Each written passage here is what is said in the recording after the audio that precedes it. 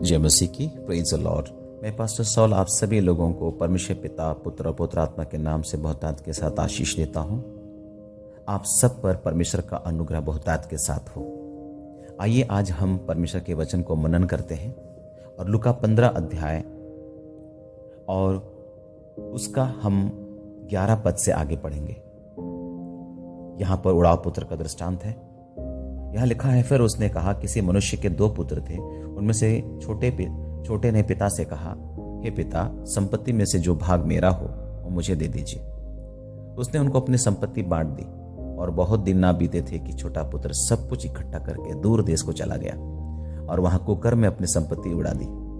जब वह सब कुछ खर्च कर चुका तो उस देश में बड़ा अकाल पड़ा और वह कंगाल हो गया। इसलिए वह इस देश के निवासियों में से एक के यहाँ जा पड़ा। उसने उसे अपने खेतों में सूअर चराने के लिए भेजा और वो चाहता था कि उन फलियों से जिन्हें सूअर खाते थे अपना पेट भरे, और उसे कोई नहीं देता था। उसे कोई कुछ नहीं देता था।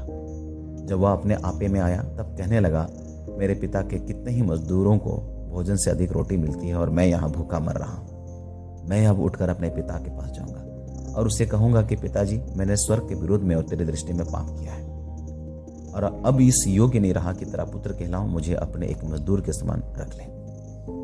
मित्रों, आप उड़ाव पुत्र की कहानी को पहले से जानते हैं। ये कोई नई बात नहीं है, लेकिन मैं एक बार फिर से आपको स्मरण दिलाना चाहता हूं कि उड़ाव पुत्र अपने पिता से अलग हुआ। उड़ाव पुत्र ये एक पापी व्यक्ति की कहानी है और यहाँ पिता स्वयं परमेश्वर है।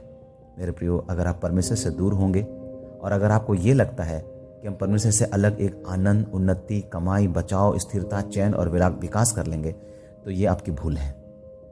उड़ाव पुत्र ने यही सोचा। उसकी अभिलाषा यही थी। उसकी अभिलाषा यही थी कि वो अपने पिता से अलग अपनी मर्जी की जिंदगी जिएगा, बड़ा खुश रहेगा, उन्नति करेगा, कमाएगा, स्थिरता होगा, चैन होगा, विकास होगा। परंतु पाया क्या? बाइबल बताती है उसने पाया क्या। हमने वृत्तांत पढ़ा, खोखलापन।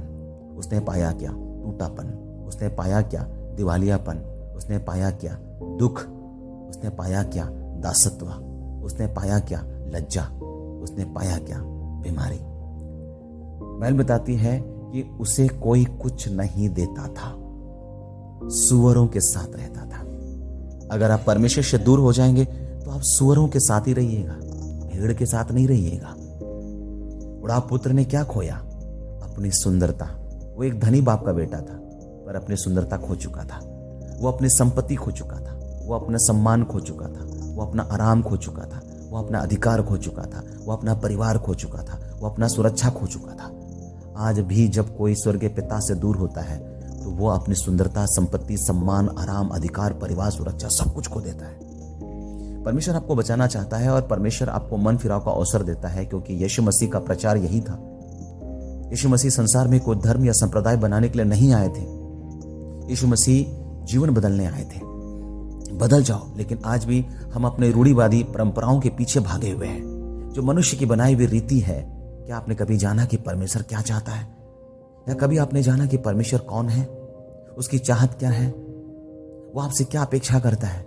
हम संसार और संसार में एक ही बातों में ही फंसे हैं। परमेश्वर का वचन कहता है, जो संसार से प्रेम करता है वो परमेश्वर से बैर रखता है। जो परमेश्वर को प्यार करता है वो संसार से भागेगा। उड़ाव पुत्र परमेश्वर से दूर हो गया, समझ लीजिए। यहां पिता जो है वो परमेश्वर का स्थान रखता है। वो खो गया मेरे प्रियो, वो गिर गया मेरे प्रियो, वो दुखी हो गया मेरे प्रियो, वो अकेला हो गया, वो कंगाल हो गया, वो दुर्बल हो गया, बस अभिलाषा मात्र रह गया। सब कुछ खो दिया उसने। चाहते तो बहुत ले करके वो निकला था, अभिलाषाएं तो बहुत सारी थी, परंतु पिता से दूर होकर के हम कुछ भी नहीं कर सकते। परमेश्वर से दूर होकर के आप जीवन की कल्पना नहीं कर सकते। लेकिन देखो, इस पिता को भाई बताती है कि जब वो बेटा लौट कर आया, लिखा है अभी वो दूर ही था कि उसके पिता ने उसे देखकर तरस खाया और दौड़कर उसे गले लगाया। वाह! और बहुत चूमा। ये एक अद्भुत पिता है मेरे प्रियो। स्वर्गीय पिता ऐसा ही है। आप जरा सोचिए कि कई वर्ष के बाद वो अपना घर लौट रहा है, वो बेटा, और वो गंदगियों से, बदबू से भरा हुआ, कपड़े फटे हुए, बाल बिखरे हुए, दाढ़ियां बिखरी हुई। और ऐसे अवस्था में भी जब वो अपने पिता के पास आ रहा है तो एक पिता उसको गले लगाया, दौड़कर गले लगाया और बहुत चूमा। आज भी स्वर्गीय पिता एक पापी को लौट कर आने के लिए इंतजार कर रहा है और आपको गले से लगाने के लिए तैयार है, आपको चूमने के लिए तैयार है। और यही नहीं मेरे प्रियो, परंतु लिखा है लूका 15 उसका 22 पद में, परंतु पिता ने अपने दासों से कहा, झट से अच्छा वस्त्र निकालकर उसे पहनाओ और उसके हाथ में अंगूठी पहनाओ और उसके पांव में जूतियां पहनाओ। वाओ, ये एक अद्भुत पिता है। उसने उससे कोई सवाल नहीं करी। जब एक खोया हुआ पुत्र जब अपने पिता के पास आता है और पश्चाताप करता है, सच्चा पश्चाताप, तो एक पिता कोई सवाल नहीं करता है कि इतना दिन तुम क्या किया, कहां था, कैसे था। बदबू से भरा हुआ, घृणा से वो उससे नफरत नहीं करता, परंतु उसे गले लगाता है, उसे चूम लेता है और ना केवल गले लगाता और चूमता है, वरन उसको अच्छा वस्त्र, अंगूठी और पांव में जूतियां पहनाता है। यह क्या है मेरे प्रियो? अच्छा वस्त्र आध्यात्मिक स्थिति को दिखाता है, धार्मिकता को दिखाता है। यह धार्मिकता का मतलब क्या है? परमेश्वर के साथ सही संबंध में होना। यह धार्मिकता का मतलब क्या है? परमेश्वर के स्वभाव को प्राप्त करना। यह धार्मिकता का मतलब क्या है? परमेश्वर के जैसा उसके चरित्र और गुण को अपना लेना। यही धार्मिकता है मेरे प्रियो। आज लोग धर्म में है लेकिन धार्मिकता में नहीं है। आज लोग धार्मिक हैं परंतु धार्मिकता में नहीं है। मैं आपसे कहना चाहता हूं कि आज लोग धर्म में हैं, धार्मिकता में नहीं है। आप कहां पर हैं? आप केवल धर्म में हैं या धार्मिकता में हैं? धर्म का मतलब केवल धार्मिक कर्मकांड करना। हम लोग अपने प्रयासों से मोक्ष की प्राप्ति, उद्धार की प्राप्ति करते हैं। अपने प्रयासों से हमको लगता है कि हम उद्धार पालेंगे, मोक्ष पालेंगे। रिवाजों में, रीतियों में, परंपराओं में हम परमेश्वर को ढूंढ रहे हैं। वो कुछ बातों के लिए अच्छा है परंतु उद्धार के लिए काफी नहीं है। ये रीतियां, ये परंपराएं, ये रूढ़िवादी प्रथाएं, ये आपके जीवन में अनुशासन के लिए और सांस्कृतिक पहचान के लिए सही है, परंतु मसीह के साथ पहचान के लिए ये काफी नहीं है। परमेश्वर के साथ चलने के लिए ये काफी नहीं है। इस संसार में चलने के लिए हो सकता है ये प्रथाएं, ये रीतियां, ये रिवाजें, परंतु परमेश्वर के साथ चलने के लिए आपको धार्मिकता की आवश्यकता है, अर्थात परमेश्वर के साथ सही संबंध। परमेश्वर के साथ सही संबंध जरूरी है मेरे प्रियो। आज लोग धार्मिक हैं लेकिन धर्मी नहीं, धार्मिकता में वो लोग नहीं हैं।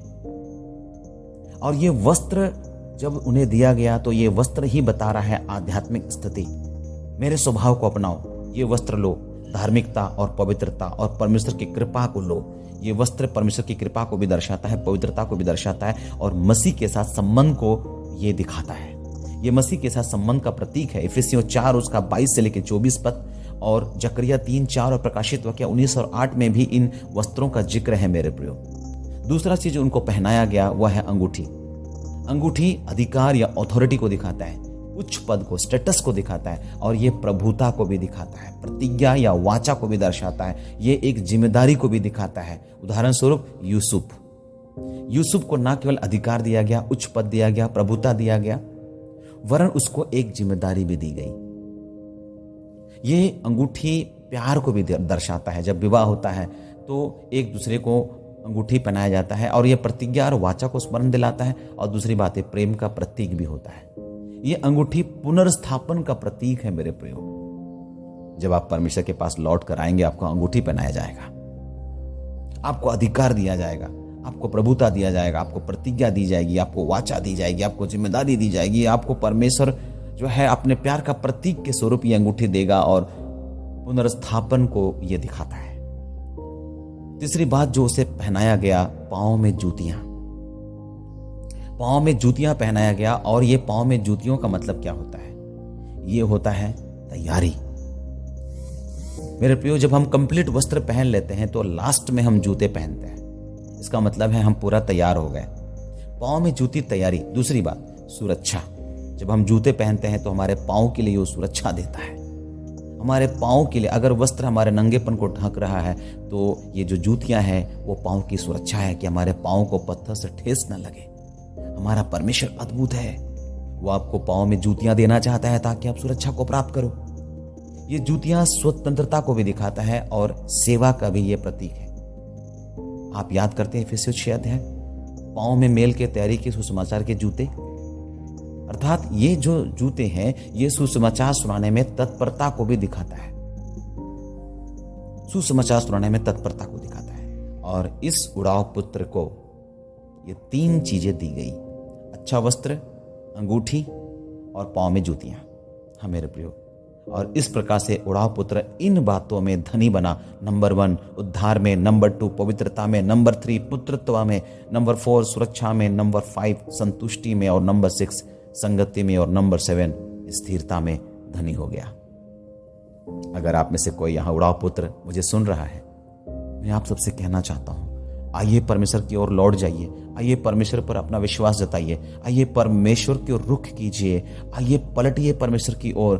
परमेश्वर अपनी बाहें फैलाए आपका इंतजार कर रहा है। आप चाहे कोई भी क्यों ना हो, वो आपको दौड़कर गले लगाने के लिए और आपको चूमने के लिए और अच्छा वस्त्र और अंगूठी और जूतियां पहनाने के लिए वो तैयार है। लेकिन क्या आज आप पश्चाताप के लिए तैयार हैं? क्या आप मन फिराने के लिए तैयार हैं?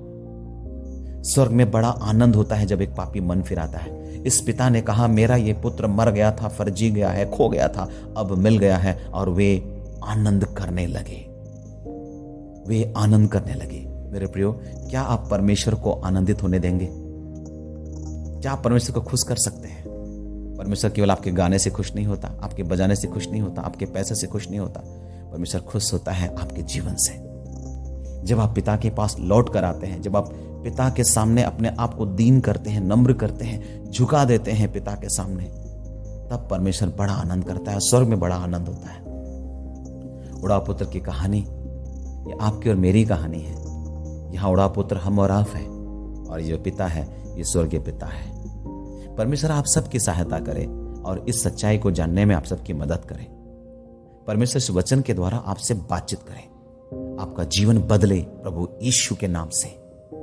आइए लौट आइए, आइए लौट आइए। वो आज भी अपनी बाहें आपके लिए पसारे हुए हैं। परमेश्वर के निमंत्रण को स्वीकार कीजिए। आइए प्रभु के सामने पश्चाताप करिए। एक सच्चा पश्चाताप उद्धार को लेकर के आता है, एक सच्चा पश्चाताप अनंत जीवन को लेकर के आता है। परमेश्वर इस वचन के द्वारा आपसे बातें करें। परमेश्वर आशीष करें। आप सबको मेरा मसीह सलाम, शालोम।